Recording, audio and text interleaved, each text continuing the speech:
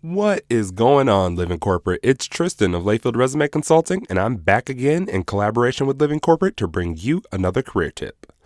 This week, let's talk about 3 mistakes you might be making while searching for that new job. New year, new job, right? Well, sort of. There are a couple things that might be taking you out of the race before you even get started.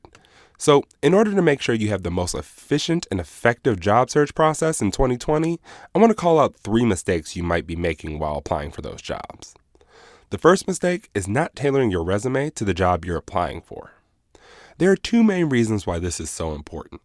First, if you're applying to jobs online, over 70% of companies and organizations use applicant tracking systems that scan your resume for keywords or phrases, amongst other things. If you've ever applied for a job and gotten a rejection pretty quickly, or you feel like your resume has gone into a black hole, it's probably because you didn't make it past the applicant tracking software. The second reason this is important is that once your resume is in a recruiter or hiring manager's hand, studies show that they scan it for about 6 seconds to decide if they're going to actually read it or put it in the no pile. So it's imperative that you give them the most relevant content in the shortest amount of time. The second mistake you might be making is not copying and pasting your resume into the application when it asks for it. I know this is so annoying for almost everyone, but when it comes to the applicant tracking software, many of them parse your uploaded resume into a digital candidate profile.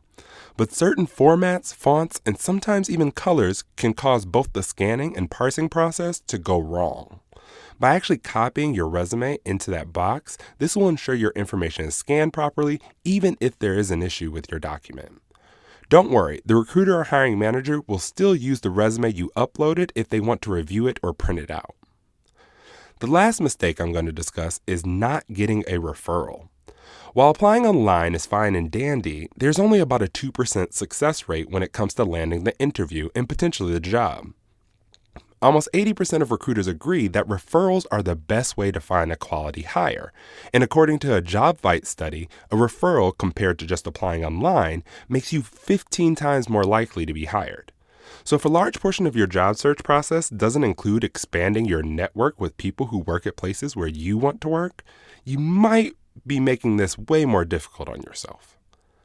Remember, there's no one right way to land a job, but there are plenty of ways to make sure the process to land one is much more effective and efficient for you.